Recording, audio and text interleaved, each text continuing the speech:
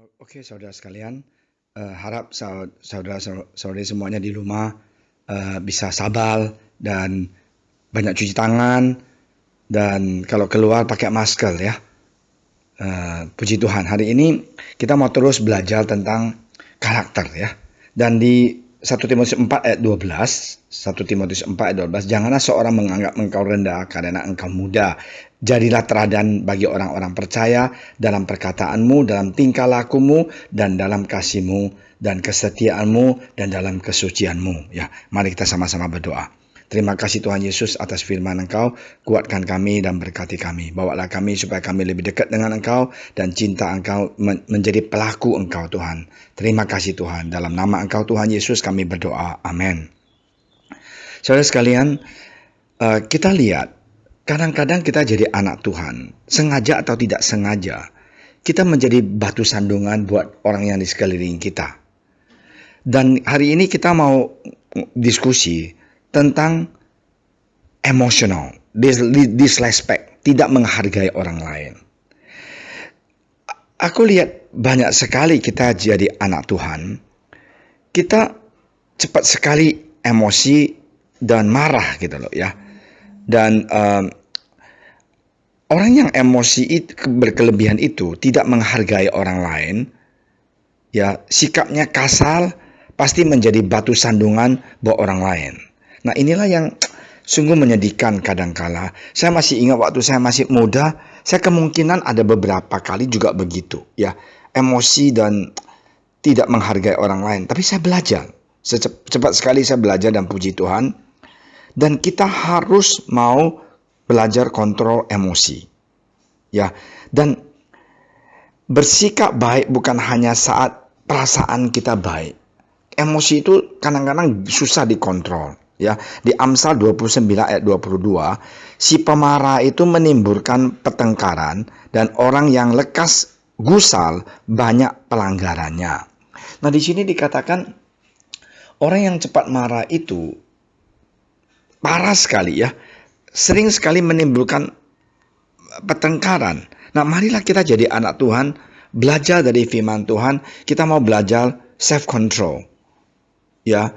Dan di Alkitab juga mengatakan Yakobus, sebab amarah manusia tidak mengerjakan kebenaran di hadapan Allah. Jadi emosi itu curkan kita punya kehidupan kekristenan dan juga menjadi batu sandungan buat orang yang di sekeliling kita. Marilah saudara sekalian termasuk saya, kita mau belajar jangan sering emosi dan marah-marah gitu loh. Itu nggak baik gitu loh ya. Itu akan menjatuhkan kita dan menjadikan kita jadi kesaksian yang jelek, yang jahat. Kita marah-marah di restoran, kita punya attitude jelek terhadap istri di depan orang lain, kita caci maki istri. Nggak benar ya. Itu is not really good. Dan satu lagi, dan saya paling sering lihat orang itu kalau sama orang yang punya uang, mereka respect banget gitu loh. Tapi sama orang yang nggak punya uang, mereka itu menghina. Itu sebenarnya nggak boleh. Mari kita jadi seorang Kristen. Jangan kita tidak menghargai orang lain atau membeda-bedakan orang yang mempunyai level di dalam keuangan ataupun dalam sukses, quote-quote, yang dunia punya orang melihat. Ya, kalau di dunia, di organisasi dunia ya orang yang punya duit speak louder than everybody gitu loh. Tapi kita jadi anak Tuhan nggak boleh begitu. Justru orang yang kurang kita harus mau memperhatikan ya. Jadi itu salah satu. Yang kedua adalah kita harus belajar toleransi. Tidak toleransi itu, intolerance itu artinya tidak memperdulikan perasaan orang lain. Ya, kita bicara belak-belakan, sakitin hati orang lain. Ya, tidak memperduli orang-orang yang dipimpin contohnya. Ya, anak buah ya udah dapat gaji, kasar dengan anak buah. Dan kalau dia salah marah-marah, kenapa sih? Contohnya kamu kerjanya kayak gitu, nggak punya otak ya. Jadi belajarlah untuk bisa toleransi dan jangan terlalu bosi. Ya, contohnya pasti supir ada salah ya, suruh ke utara, dia ke selatan. Ya udah suruh masuk tol, dia jalan biasa, macet 1 jam. Kadang-kadang saya juga sedikit frustrasi, saya bilang sama supir saya, tolong kalau mau kemana hati-hati gitu, jangan kita buang waktu. Nah, di 1 Petrus 5 ayat 3, janganlah kamu berbuat seolah-olah kamu mau memerintah atas mereka yang dipercayakan kepadamu, tetapi hendaklah kamu menjadi teladan bagi kawanan domba itu. Ya, itu penting sekali. Ya, jadi kadang-kadang kita nggak ada toleransi dalam hidup. Sama teman kita, dia terlambat sedikit, kita caci maki. Lu nggak tahu ya, saya baik sama kamu. Ini. I think it's no point untuk kita argue, kita nggak ada toleransi dengan teman kita. Dia baru datang, belum sempat jelas kamu sudah marahin dia. Saya udah tunggu setengah jam. Emang saya nggak ada, saya orang yang nganggul ya. Nggak ada toleransi. Akhirnya udah kita marah, temannya bilang tadi saya ditangkap polisi. Dan kita jadi nggak enak. Nah, hari ini saudara sekalian, marilah hidup kita menjadi seorang Kristen. Kita belajar toleransi dan mengerti orang lain punya masalah. Puji Tuhan saudara sekalian, yang poin ketiga itu, jangan kita membeda-bedakan orang lain. Amsal 18:23 mengatakan, orang miskin berbicara dengan memohon-mohon, tetapi orang kaya menjawab dengan kasar. Nah, janganlah kita jadi orang Kristen merendahkan orang lain karena mereka miskin ataupun mereka tidak mempunyai status ataupun mereka hanya tamatan SMP. Nggak benar. Jangan kita menjadi orang yang sombong. Di Yakobus 2 ayat 1, saudara-saudaraku, sebagai orang yang beriman kepada Yesus Kristus, Tuhan kita yang mulia, janganlah iman itu kamu amarkan dengan memandang muka. Jangan. Ya, saya pernah dengar satu kesaksian, seorang yang kaya raya di Singapura, dia kena kanker. Dan apa yang terjadi? Pembantunya, orang Filipina, yang membawa tuannya ini ke gereja. Dan pembantunya katakan kepada tuannya, boleh nggak tuan saya dengan rendah hati mengundang pendeta saya datang berdoa buat kamu. Make a long story short, sesudah dia terima Tuhan Yesus dan dia hidup lagi sampai 10 tahun baru dipanggil Tuhan.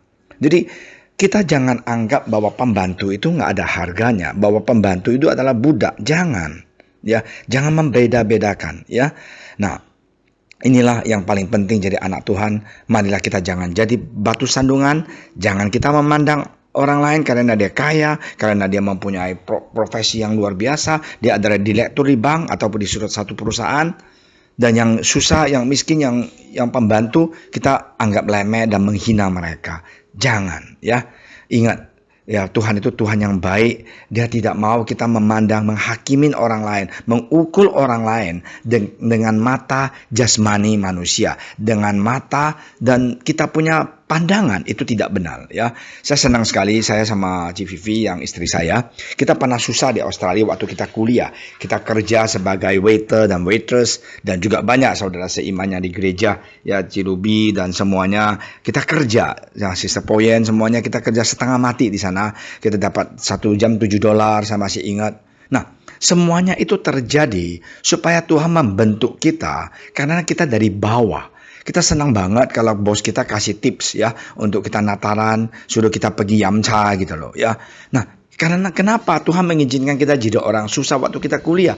Supaya kita bisa rasain bagaimana jadi orang yang dibawa. Rasakan bagaimana senangnya kita diberkati waktu kita punya jerih payah itu dihargai.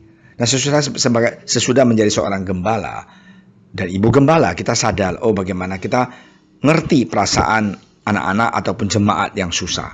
Nah, inilah pentingnya kita hidup dalam Tuhan. Jangan kita hanya memandang orang lain dengan kasut mata kita, tapi memandanglah dengan mata Tuhan Yesus, ya. Tuhan mengatakan kita harus mengasihi orang, semua orang, tidak ada terkecuali, ya. God bless you. Ini adalah kita sedang belajar bagaimana menjadi seorang Kristen yang karakter yang baik, ya, supaya kita tidak menjadi batu sandungan terhadap orang lain ataupun orang yang belum percaya Tuhan Yesus. Mari kita berdoa. Tuhan Yesus, terima kasih atas firman Engkau. Kuatkan kami supaya kami bisa sadar, sungguh Tuhan, karakter kami sering sekali menjadi batu sandungan buat orang lain. Bentuklah kami, ubah kami Tuhan, supaya kami bisa menjadi anak Engkau yang membawa terang dan juga sukacita, menjadi saksi hidup buat orang yang di sekeliling kita. Dalam nama Engkau